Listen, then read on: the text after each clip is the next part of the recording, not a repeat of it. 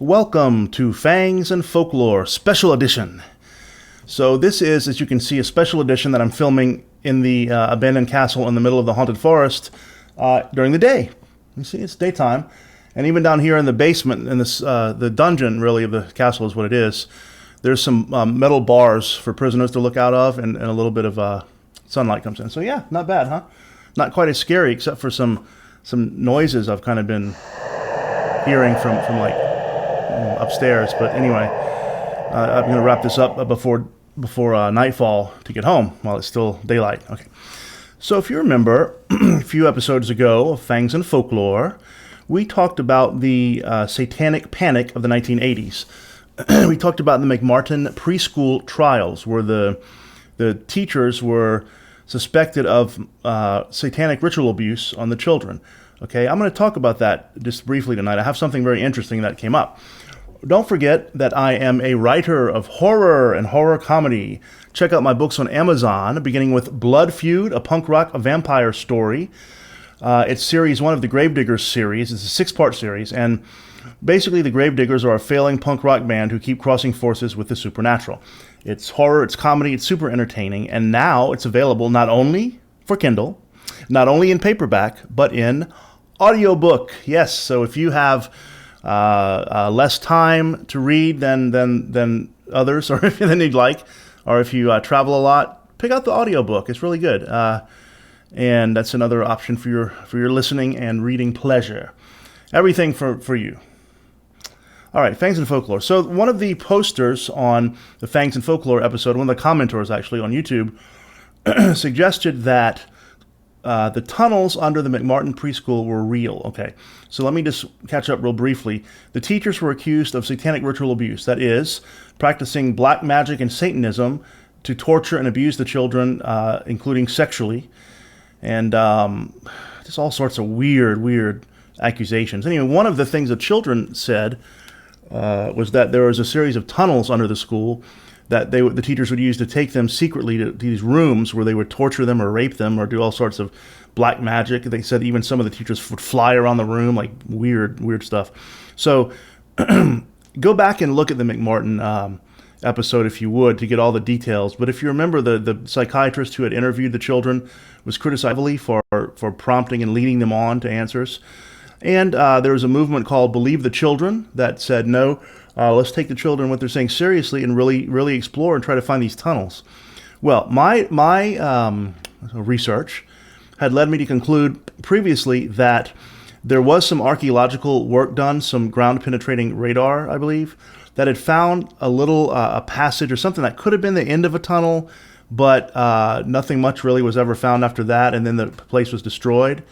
Also, some other people say that that a tunnel was found, but it was older than the preschool, something like this. Anyway, a lot of controversy. So this one particular commenter said, no, you know what, the tunnels are real, and they did an archaeological study and found the actual tunnels as the children described. So I said, wow, that's certainly interesting. Why don't you email me what you have, and I'd be happy to take a look and make a follow-up episode.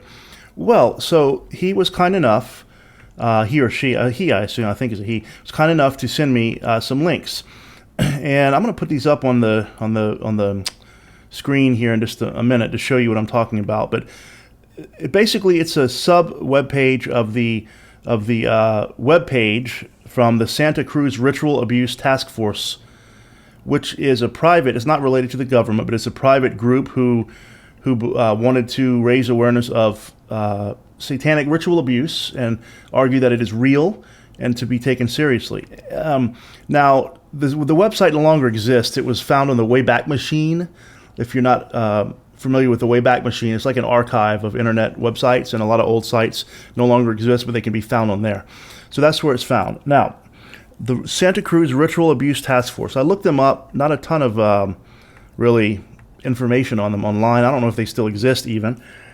And this website comes from 2001, so that's 21 years ago, right? So they may not exist. All right, but what they say is that ritual abuse is not alien abduction. It's not the X-Files. It's done by people, sick, trapped, and power-hungry people. Okay, they believe it's real. And so the purpose of their purpose of their webpage is to argue that this is a real thing going on. Now, they say not all ritual abuse is satanic, but some is. Not all survivors repress the memory. That's just a myth.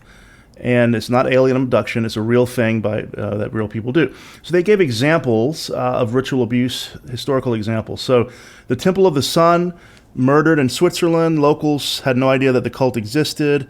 Milwaukee police found a 14-year-old boy wandering naked, bleeding, drugged through the streets. Returned him to Jeffrey Dahmer. All right, you remember that, right? That poor kid. Who then killed him. It would have been unthinkable at that point to accuse Dahmer of cannibalism and mass murder. Okay, they're making the point that just because something's hard to believe doesn't mean it's not true. Cults, there's a case of ritual abuse, have been successfully tried in America. Okay, so the first thing I noticed about this page is very interesting. I appreciate the link, but it's kind of like under construction and not very detailed. Yeah, so anyway, just to make that criticism. Now, a link from that page leads to the other link that I was sent, and this specifically is entitled Archaeological Investigations of the McMartin Preschool Site, Manhattan Beach, California. It's from April 12, 2001. So, all right, so what this purports to be is an executive summary and description, basically a little article organized professionally, arguing that the people who did, the archaeologists who looked for the tunnels actually found them. Now, my first issue is that I don't see this attributed to any source. It's just a web page, and it says references on the bottom. There's one reference, report on a forensic archaeological investigation conducted. Okay, well, unpublished report on file. So that report that it apparently claims to be is hard to find. I couldn't find it. And I don't know, I guess if I want to go to the district attorney of Huntington Beach, California, but that's an awful lot of trouble, maybe they would send me the report. So the second reference is just something generally about archaeology. So this this alleged report really has no source, which is a problem. Now, that being said, it doesn't mean it's not real, okay? Okay, so it says, during the month of May 1990, an archaeological project was conducted at the McMartin Preschool site. Okay. All right, so the project unearthed, it says, not one but two tunnel complexes, as well as previously unrecognized structural features which defied logical explanation.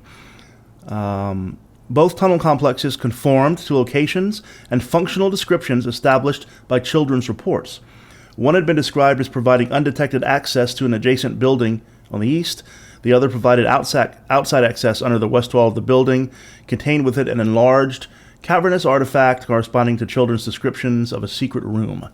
So this is claiming that they did find two tunnels, a complex of tunnels, and one tunnel led to a house nearby, like under the ground up into a house, and the other one just went outside of the wall of the preschool, I guess an escape route, and a chamber, a secret room. All right, so it says both the contour signature of the walls and the nature of recovered artifacts indicated that the tunnels had been dug by hand under the concrete slab floor after the construction of the building. That's very incriminating if it's true, right? Now, why would, and then it says, whatever the purpose, they also devoted lots of effort to filling the tunnels back in. Right? So they filled the tunnels back in at some point. So they claims they found the tunnels, actually. Now, if you remember what the children said is that they were taken through these tunnels. They would sometimes witness animal abuse, animal sacrifice, maybe even human sacrifice once or twice, that the teachers would fly around in the air like witches, and then they would, sexually abuse them and torture them and so for the children.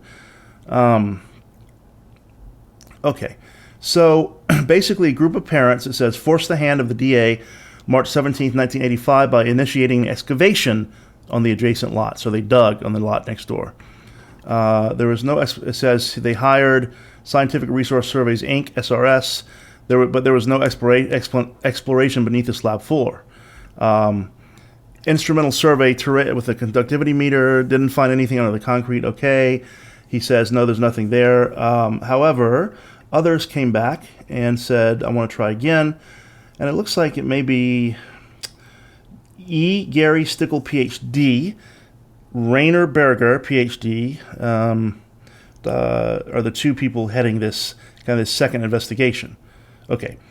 So several areas of the preschool site were designed and mapped as units for scientific excavation, and they were tested. And basically what they're claiming here, to sum it up, that, okay, I'm going to read this for you. Running under the foundation from south to north was a large root which had been chopped off at the edge of where the large amount of cans, bottles, and plastics were being found. A growing root would have had to run in and through the cans and bottles, but did not. The root, some 3 inches in diameter, had been severed with a handsaw, about 90% through, then pulled off, peeling the bark of the root. Okay, so what they're saying is that someone saw that root off to make room for a tunnel. Okay, so excavations were made. All right, so here's the really super interesting part. The children stated that they had entered a tunnel from the southeast corner of room 1. We dug down along the east wall of room 1 in the bathroom. As we followed the disturbed area south, it went under the wall into the now existing bathroom. After about 6 feet, it made an abrupt right turn to the east and headed for the neighboring property. The children had told 2 different stories about this tunnel prior to the dig. 1, that they had gone through the tunnel and come up in the house next door. 2, they had come up in the garage, which blocked the house from the street. Okay, so one of the people who were crawling around down there in this excavation basically found a tunnel leading to the house next door with a missing floor where you could, like, he said you could actually reach up and touch the bathtub, right? So there was a tunnel there, if this is true. And basically that's the claim, right? The claim is like that there are these tunnels. 6 feet 8 inches is the depth, is the height of the chamber, the secret chamber. Of course, that means that adults could stand up. Okay, so that's the gist of it. They found an entrance. They found tunnels. They found that the tunnels had been dug by hand. They found that at least one root had been cleared out to make room for the tunnels. The tunnels had been refilled in, I guess maybe to avoid detection, and there was a secret chamber found. They conclude thus the children perhaps were right, actually, in what happened. Now, again, my only problem with this is that I don't see a reference or a way to find the origin, the source of this, report. I mean, I guess I could contact Huntington Beach, California. In fact, you know what? I'm going to do that. I will do that. And if I get the actual report in hand, digitally, so to speak, then I will actually make a quick follow-up to this and say that, yes, this report is real. If it is real, it's terrifying because what it implies is that the McMartin staff and teachers actually were guilty of what the children had claimed. It's generally believed that this was sort of a witch hunt, right, against the McMartins. But if this is true, if there really were tunnels leading to houses next door and what the children claimed, a secret room that adults could stand up in, and things like this, a network of tunnels, man, that changes things, doesn't it? Because what if they were used for that? What if they really were practicing satanic ritual abuse? You know, if you watch Fangs and Folklore often, which I hope you do, that I accept the possibility of the existence of the paranormal, the supernatural. And so, again, this really scares the hell out of me, the idea that these tunnels may have been real and that what the children claimed happened may have actually happened. Anyway, I just wanted to make that quick update. I'm sorry if it doesn't answer all the questions because maybe we don't have answers to all of them. But I thought it was very interesting, and I'm going to follow up by trying to get my hands on the actual report. So please stay tuned. And while I won't say the usual sign-off line, which is, as always, sleep well if you can, because it's daylight. So what I'm going to do is I'm going to get the heck out of the haunted forest and the abandoned castle and get back home before nightfall. So hopefully, if I make it and I'm not kidnapped to be a big bad wolf in the forest, then I will see you next time.